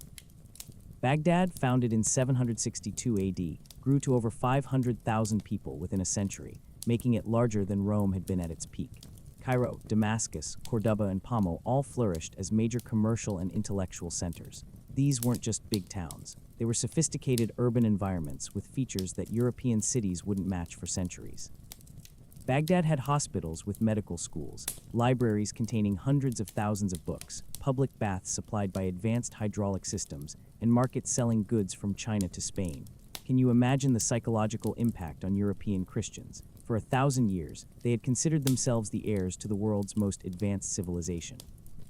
But suddenly, the most magnificent cities, the most sophisticated technologies, and the most extensive trade networks were all controlled by followers of a religion that hadn't even existed 2 centuries earlier. The commercial reorientation also had profound effects on what goods were available in European markets. Many products that had been common in Roman cities, silk from China, spices from India, papyrus from Egypt, precious stones from Ceylon, became incredibly rare and expensive in post-Islamic Europe. This scarcity forced European communities to become even more self-sufficient, which further reduced the economic advantages of urban life. If you can't buy exotic goods in the city anyway, why not live in the countryside where you can at least produce your own food and basic necessities?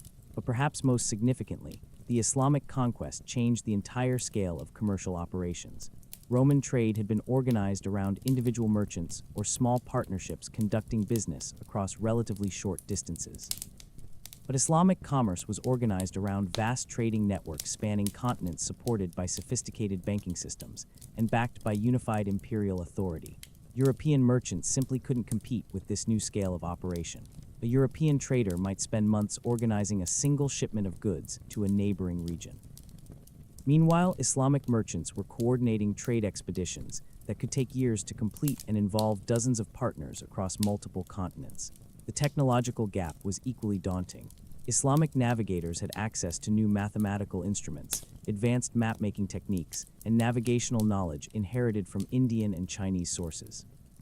Islamic merchants used sophisticated credit systems, standardized weights and measures, and commercial law codes that made long-distance trade safer and more profitable.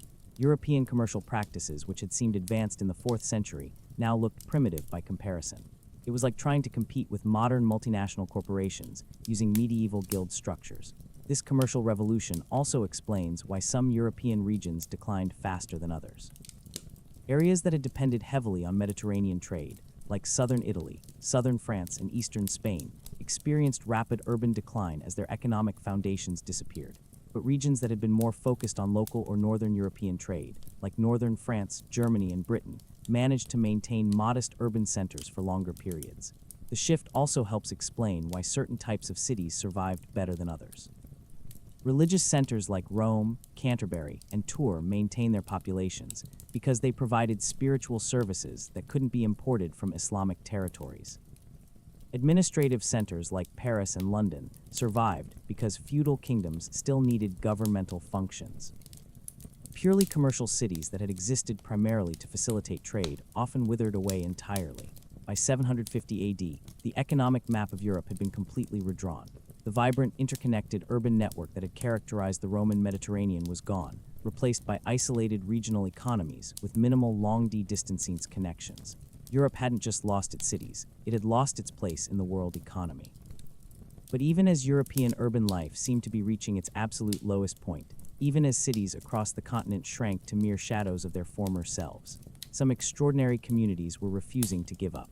Against all odds, a few remarkable places were discovering that the secret to urban survival might be reinventing what cities were for. Against all odds, some cities refused to die, and their survival stories are absolutely fascinating because they reveal the secret ingredients that could keep urban life alive even when everything seemed hopeless. These weren't the biggest or richest cities. They were the smartest ones, the most adaptable ones, the ones that figured out how to reinvent themselves when the old Roman world collapsed around them. Let me tell you about 3 remarkable survival stories that will completely change how you think about resilience and adaptation. First, there's Rome itself, the eternal city that somehow managed to stay eternal even when everything about it should have spelled doom. By 550 AD, Rome had lost over 90% of its population, falling from over 1 million residents to perhaps 50,000 people, rattling around in a city built for 20 times that many. The aqueducts were broken, the forums were abandoned, and wild animals literally roamed through the ruins of the Colosseum. But here's what's amazing. Rome didn't just survive. It transformed itself into something completely new. Instead of trying to maintain its impossible imperial infrastructure, the city reinvented itself around a different kind of power, spiritual authority. Pope Gregory the Great, who ruled from 590 to 604 AD, essentially turned Rome into the world's first religious tourism destination. Instead of attracting merchants and administrators, Rome began attracting pilgrims.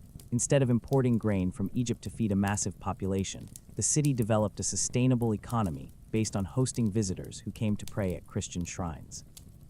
According to research by historian Chris Wickham, Gregory reorganized the city's entire economy around what we'd recognize today as the service industry. Roman churches were converted into hosts for pilgrims. Abandoned public buildings became workshops for producing religious souvenirs. Former commercial districts were transformed into religious complexes with chapels, libraries, and scriptoriums. The genius of this transformation was that it created a sustainable urban economy that didn't depend on the complex systems that had failed everywhere else. Pilgrims brought their own money, stayed for short periods, and didn't require massive infrastructure investments. Rome had essentially invented the world's first tourism-based city. Can you imagine the psychological shift this required? Romans had to completely reimagine what their city was for, not the center of a political empire, but the spiritual heart of a new religious community. Now let's travel north to Constantinople, which faced an even more impossible challenge. The city was surrounded by enemies, devastated by plague, and cut off from most of its traditional trade networks. By all logic, it should have collapsed like every other major Roman city. Instead, Constantinople became one of the medieval world's greatest success stories. How? By mastering the art of technological innovation and diplomatic flexibility. Emperor Leo III, who ruled from 717 to 741 AD, transformed Constantinople into what we might call today a knowledge economy. Instead of depending on vast territorial control, the city became a center for preserving, translating, and developing new technologies. Byzantine scholars collected manuscripts from across the known world, translated works from Greek, Latin, Arabic, and Hebrew, and created the medieval world's most sophisticated educational institutions. But here's what really made Constantinople special. It became a master of niche markets. While Islamic cities controlled the mainstream spice and silk trades, Constantinople specialized in luxury goods that required unique expertise. Byzantine craftsmen became famous for producing silk textiles, so fine that Islamic rulers would pay enormous sums to acquire them. Constantinople's goldsmiths created jewelry and religious artifacts that were prized from Ireland to India. According to economic historian Michael Hendy's analysis of Byzantine coin distributions, Constantinople maintained trade relationships with over 40 different regions despite controlling relatively little territory. The city had essentially become a high-value added manufacturing center that could compete with much larger economies by focusing on quality rather than quantity. Think about the strategic brilliance of this approach. Instead of trying to recreate the Roman Empire's vast territorial control, Constantinople built an economy based on irreplaceable expertise. Other cities could produce grain, olive oil, or basic manufactured goods, but only Constantinople could produce certain types of luxury items that wealthy customers across 3 continents desired. But perhaps the most remarkable survival story comes from an entirely unexpected place. Ravenna, a small Italian city that managed to thrive for over 200 years under barbarian rule by completely reimagining what urban governance could look like. When the Ostrogothic king Theodoric made Ravenna his capital in 493 AD, the city faced an impossible challenge. How do you maintain Roman urban standards with Germanic resources and institutions? Theodoric's solution was absolutely brilliant. He created the world's first truly multicultural urban administration. Instead of imposing either Roman or Germanic institutions, Theodoric developed a hybrid system that combined the best features of both. Roman law continued to govern commercial disputes and property rights. Germanic customs handled military organization and personal relationships. Christian institutions provided social services and education. And everyone, Roman, Germanic, and Arian Christian, had representation in the city's governing council. According to historian Peter Heather's research, this multicultural approach made Ravenna incredibly attractive to refugees, merchants, and skilled craftsmen from across the Mediterranean. The city became a safe haven where people of different backgrounds could cooperate rather than compete. Ravenna's population actually grew during the 6th century. Even as most European cities were shrinking, the economic results were remarkable. Ravenna's workshops produced luxury goods that combined Roman techniques with Germanic artistic styles, creating products that appealed to customers across cultural boundaries. The city's merchants developed trade relationships with Byzantine, Islamic, and Germanic markets simultaneously, which provided resilience when any single trade route was disrupted. But what really made Ravenna special was its approach to infrastructure. Instead of trying to maintain massive Roman-style public buildings, the city focused on smaller, more sustainable facilities that could actually be afforded and maintained. Public baths were replaced with smaller neighborhood facilities. The enormous circus was converted into workshops and housing. The Forum became a market that operated every day rather than hosting occasional spectacular events. Do you see the pattern emerging from these survival stories? The cities that survived the collapse of Roman civilization weren't the ones that tried to preserve the old systems. They were the ones that adapted to new realities while maintaining what was truly valuable about urban life. All 3 of these success stories share several crucial characteristics. First, they developed sustainable economies that didn't depend on massive territorial control or complex supply chains. Rome focused on religious services, Constantinople on luxury manufacturing, and Ravenna on multicultural commerce. Second, they invested in human capital rather than just physical infrastructure.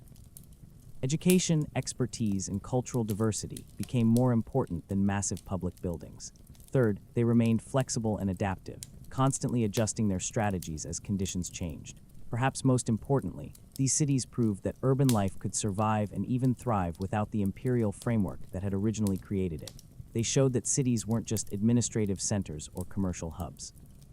They were fundamentally about bringing diverse people together to create value that couldn't be achieved in isolation.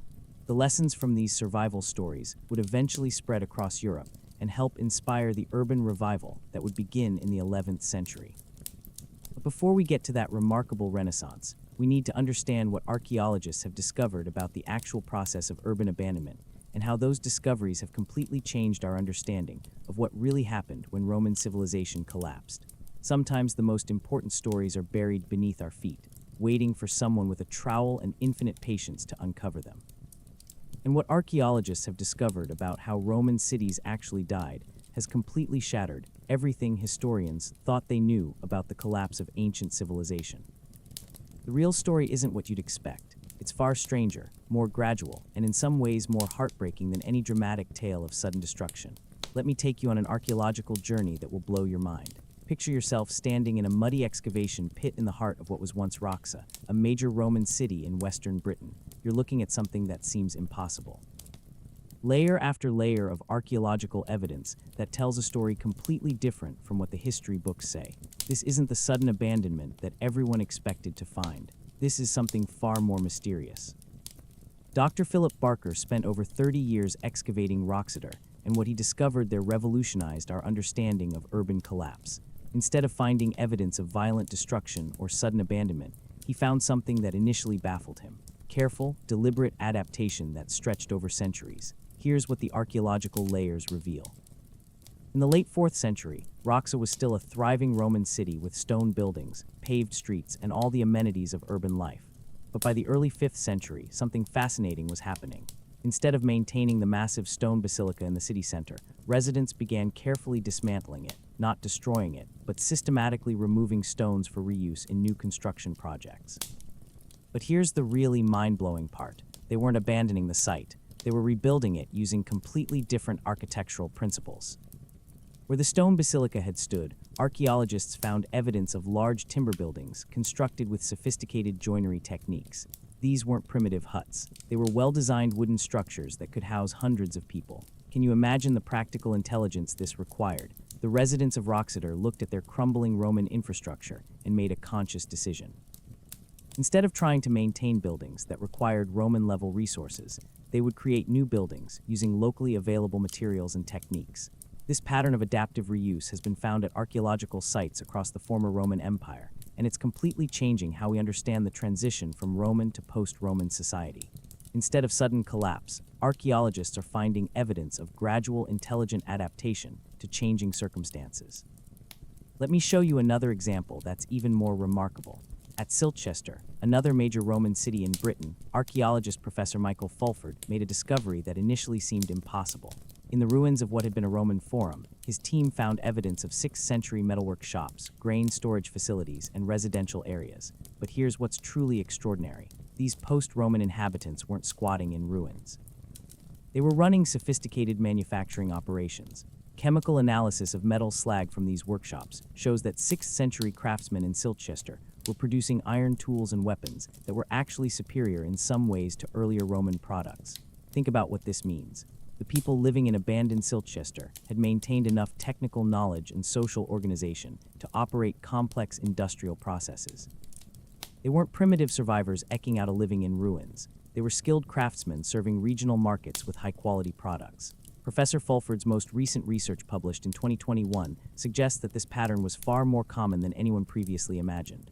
Across Britain, abandoned Roman cities show evidence of continued occupation and economic activity well into the 7th and 8th centuries. The cities weren't dying. They were transforming into something completely different. But perhaps the most shocking archaeological discoveries have come from continental Europe, where researchers are finding evidence that some Roman cities never actually lost their urban character at all. They just became invisible to traditional historical sources. Take the case of Tea in central France. Historical documents from the 6th and 7th centuries describe Tours as a declining provincial town, with a small population clustered around religious buildings. But archaeological excavations led by Professor H.R.I. Galinier tell a completely different story. Beneath the medieval city center, Galinier's team has uncovered evidence of continuous urban activity throughout the so-called Dark Ages. They found sophisticated workshops, commercial districts, and residential areas that operated without interruption from the Roman period through the Carolian Renaissance. The archaeological evidence suggests that Tours maintained a population of 15,000 to 20,000 people, even during the supposed period of urban decline.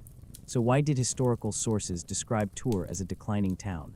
The answer reveals something fascinating about how our understanding of history can be distorted by the biases of ancient writers. Most of our written sources from this period were produced by Christian clerics who had very specific ideas about what constituted proper urban life. To them, a city without classical Roman institutions, without a forum, public baths, theatrical performances, and pagan festivals, wasn't really a city at all, even if it had thousands of residents engaged in sophisticated economic activities. It's like having historians from another culture describe modern Las Vegas as abandoned, because it doesn't have the same institutions as ancient Athens. The bias in their sources made them miss the actual urban life that was happening right in front of them. Dr. Chris Wickham from Oxford has analyzed this problem extensively, and his research suggests that our entire understanding of early medieval urban decline may be fundamentally flawed. Instead of cities disappearing, we may be seeing cities transforming in ways that made them invisible to the people who are writing the histories. But the most mind-blowing archaeological discoveries have come from underwater excavations that are revealing trade networks and urban connections that historical sources never mentioned. In the Mediterranean, marine archaeologists have discovered hundreds of shipwrecks from the 5th, 6th, and 7th centuries loaded with commercial cargo. These ships were carrying wine, olive oil, pottery, and manufactured goods between ports across the Mediterranean, evidence of continued trade networks that supposedly didn't exist during the Dark Ages. Professor Shaw Kingsley's research on underwater archaeology has identified over 300 shipwrecks from this period, suggesting that Mediterranean commerce remained much more active than previously thought.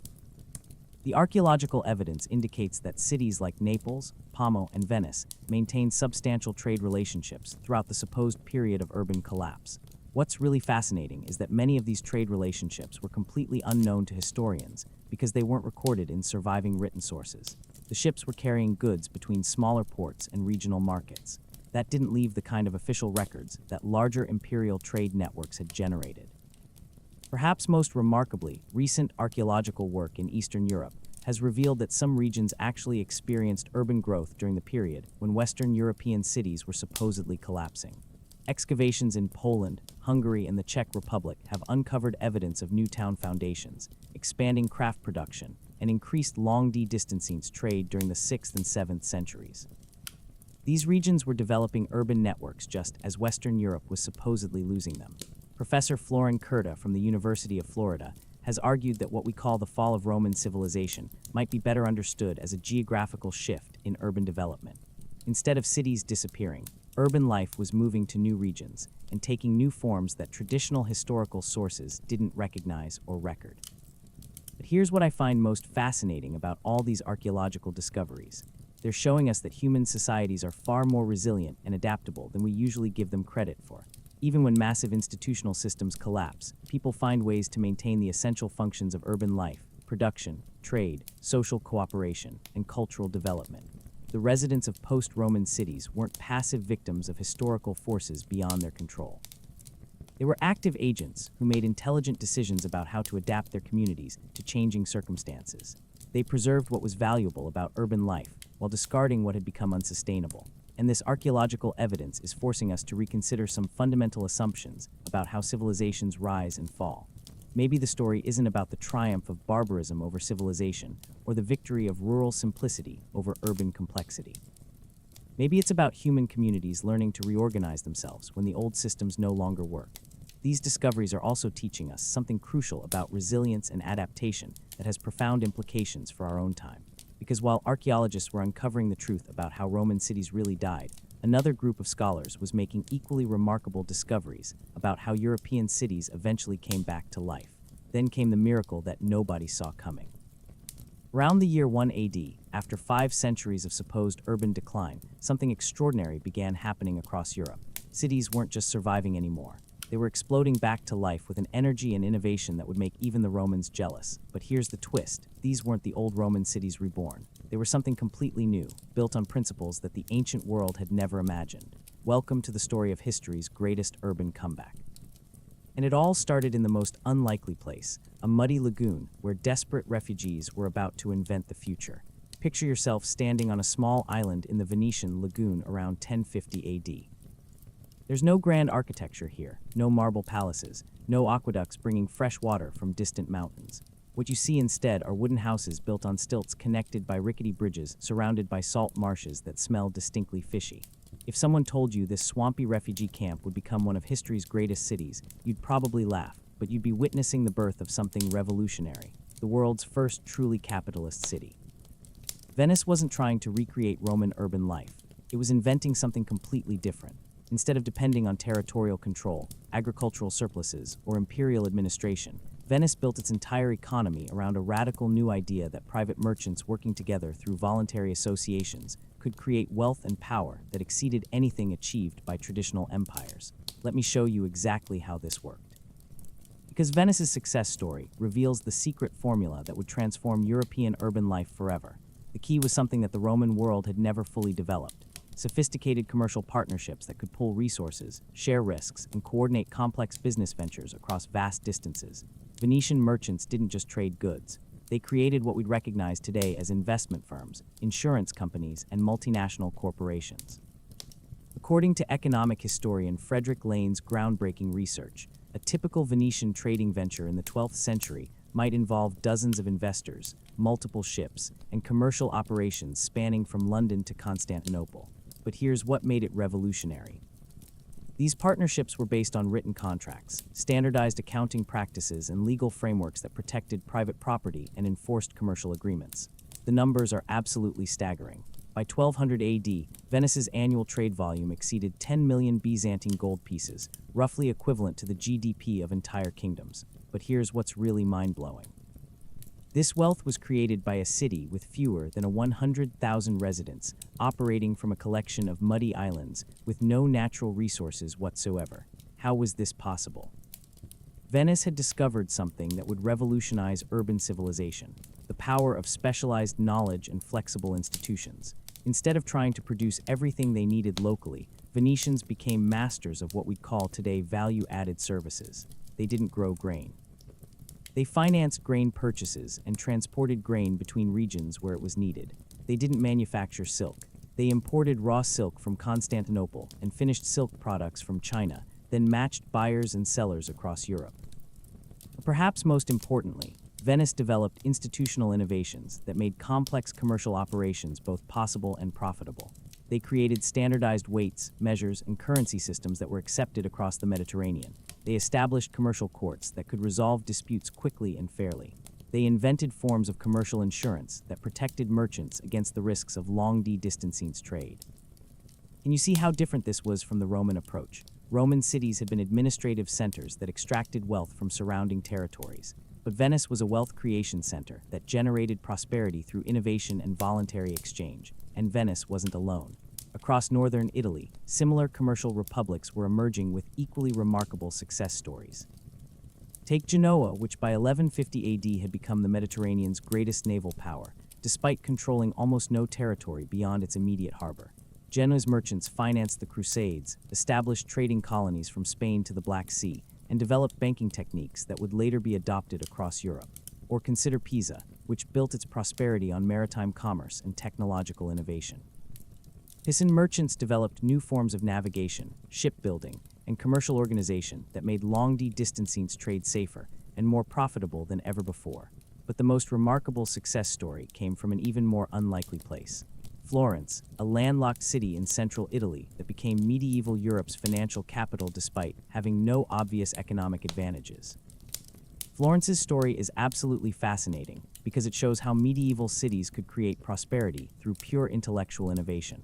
Florentine bankers didn't just lend money. They invented sophisticated financial instruments that allowed merchants to conduct business across continents without physically transporting coins, according to historian Richard Goldwaite's research.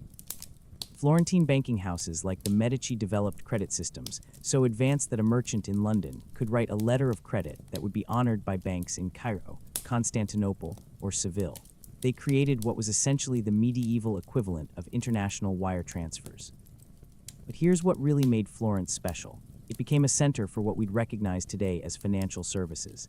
Instead of producing physical goods, Florence specialized in providing the financial tools that made other people's production and trade possible. Florentine banks financed wool production in England, silk manufacturing in Constantinople, and spice trading in Alexandria. The wealth this generated was extraordinary. By 1300 AD, Florence's per capita income was higher than most European regions would achieve until the Industrial Revolution. A successful Florentine banker lived better than most medieval kings. But these Italian commercial republics were just the beginning. The urban revival was spreading across Europe, taking different forms in different regions, but always based on the same revolutionary principle that cities could create wealth through innovation, specialization, and voluntary cooperation, rather than territorial control and resource extraction.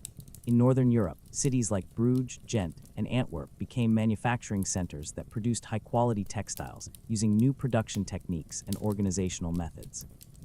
Instead of the small-scale craft workshops that had characterized early medieval production, these cities developed what historian Martha Howell calls proto-industrial manufacturing systems. Flemish cloth production, for example, involved complex supply chains that brought raw wool from England, processed it through dozens of specialized workshops in Flemish cities, and exported finished products to markets across Europe and the Mediterranean. This wasn't just local craft production. It was the medieval equivalent of modern manufacturing industries. Meanwhile, German cities along the Baltic coast were creating something equally revolutionary: the Hanseatic League, which was essentially the world's first multinational trading corporation. Hanseatic merchants established a commercial network that stretched from London to Novgorod, coordinating trade policies, standardizing commercial practices, and protecting member cities' interests through collective action. The scale of Hanseatic operations was enormous. According to research by Philip Dullinger, the League at its peak included over 200 cities and controlled trade routes worth millions of marks annually. But what made it truly revolutionary was its organizational structure. It was a voluntary association of independent cities that cooperated for mutual benefit without surrendering their local autonomy. Do you see the pattern emerging? These medieval cities weren't trying to recreate the Roman Empire's centralized territorial model of urban organization. They were inventing something completely new: networks of independent cities that specialized in different functions, but cooperated through voluntary agreements and market relationships. This represented a fundamental shift in how human societies could organize themselves. Instead of depending on imperial conquest and territorial control, these cities proved that voluntary cooperation and specialized production could generate unprecedented levels of prosperity and innovation. But perhaps most remarkably, this urban revival was happening without the massive infrastructure investments that had characterized Roman cities. Medieval cities didn't need enormous aqueducts, vast road networks, or complex imperial administrations to thrive. They needed something much simpler, but much more sophisticated: institutions that facilitated voluntary cooperation between independent economic actors.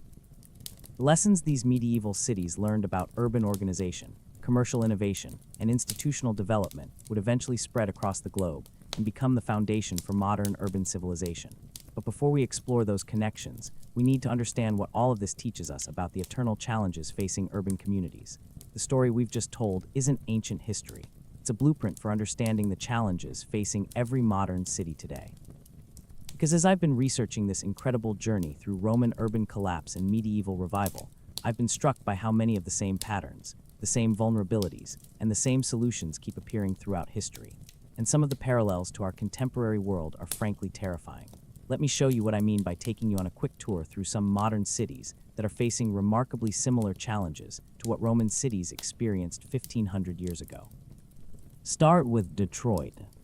In 1950, Detroit was one of America's most prosperous cities with nearly 2 million residents, thriving industries, magnificent public buildings, and the economic foundation to support a sophisticated urban lifestyle. Sound familiar? It should. That's almost exactly how we describe cities like Trier or Antioch at their Roman peaks. By 2010, Detroit's population had fallen to fewer than 700,000 people, a 65% decline that rivals the demographic collapse of post-Roman cities. Large sections of the city were essentially abandoned, with nature reclaiming former residential neighborhoods, just like weeds growing through the ruins of Roman forums. What happened? The same basic pattern we've seen throughout this story. The economic foundation that had sustained urban life simply disappeared. When automobile manufacturing moved to other regions and countries, Detroit lost the specialized economic activity that had made it a magnet for workers and investment. Without that economic engine, the city couldn't maintain its infrastructure, provide adequate services, or attract new residents. Does this sound eerily familiar? It should, because it's essentially the same process that hollowed out Roman cities when trade networks collapsed and economic activity shifted to new regions. Or consider what's happening to many Rust Belt cities across the American Midwest. Cities like Akron, Ohio, Gary, Indiana, and Youngstown, Ohio have all experienced dramatic population declines as their economic foundations. Steel production, rubber manufacturing, heavy industry have moved elsewhere or become obsolete. According to research by urban planner Justin Hollander at Tufts University, over 100 American cities have lost more than 25% of their population since 1950. That's a demographic decline comparable to what happened to European cities during the collapse of Roman civilization. But here's what's really fascinating. Some modern cities are finding ways to adapt and reinvent themselves that mirror the survival strategies we saw in places like Rome, Constantinople, and Ravenna. Take Pittsburgh, which lost over 60% of its population between 1950 and 2010 as its steel industry collapsed. Instead of trying to recreate its industrial past, Pittsburgh reinvented itself as a center for healthcare, education, and technology. The city leveraged its existing universities and medical institutions to attract new kinds of economic activity that didn't depend on heavy manufacturing. Sound familiar? That's exactly what Rome did when it transformed from an imperial administrative center into a religious tourism destination, or what Constantinople did when it became a center for luxury manufacturing and knowledge-based industries.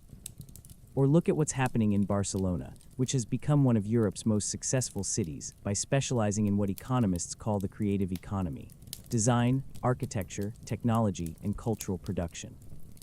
Barcelona doesn't compete with other cities by trying to have the lowest costs or the biggest factories. Instead, it attracts residents and investment by offering unique cultural amenities and creative opportunities that can't be found anywhere else. That's essentially the same strategy that medieval Venice used. Instead of trying to compete on basic production, focus on specialized high-value activities that require unique expertise and cultural resources. But the parallels go deeper than just economic strategies. Modern cities are also grappling with infrastructure challenges that would be very familiar to late Roman administrators. Think about the crisis facing American urban infrastructure today. The American Society of Civil Engineers estimates that it would cost over $2 trillion to bring American roads, bridges, water systems, and public transit up to adequate standards. That's roughly equivalent to the infrastructure maintenance crisis that contributed to the collapse of Roman urban systems. And just like Roman cities, many modern American cities are discovering that they simply can't afford to maintain the infrastructure they've inherited from more prosperous eras. Cities across the country are facing impossible choices. Either raise taxes to levels that drive away residents and businesses, or allow infrastructure to deteriorate until urban life becomes unsustainable. Some cities are responding by adopting what we might call Roman solutions, reducing their geographic footprint, consolidating services, and focusing resources on maintaining smaller areas rather than trying to provide uniform services across vast territories. Cities like Youngstown, Ohio, and Flint, Michigan, have explicitly adopted shrinking city strategies that prioritize sustainable service delivery over territorial expansion. But other modern challenges facing cities are completely unprecedented in human history. Climate change, for example, is creating infrastructure stresses that no previous generation of urban planners had to consider. Rising sea levels threaten coastal cities like Miami and Venice. Extreme weather events are overwhelming urban drainage systems from Houston to Mumbai. Prolonged droughts are challenging the water supply systems of cities from Cape Town to Los Angeles. And yet the basic principles of urban resilience that we've learned from studying Roman and medieval cities still apply. Cities that thrive are the ones that maintain economic diversity, invest in human capital, develop flexible institutions, and preserve the social cooperation that makes urban life possible. Can you see the patterns? Urban success isn't really about having the biggest buildings or the most impressive infrastructure. It's about creating environments where people can cooperate productively, where new ideas can flourish, where economic opportunities can emerge, and where communities can adapt to changing circumstances. The cities that survived the collapse of Roman civilization weren't necessarily the biggest or richest ones. They were the most adaptable ones. Rome survived by reinventing itself around religious rather than political functions. Constantinople thrived by focusing on high-value manufacturing and knowledge production. Venice succeeded by developing new forms of commercial organization.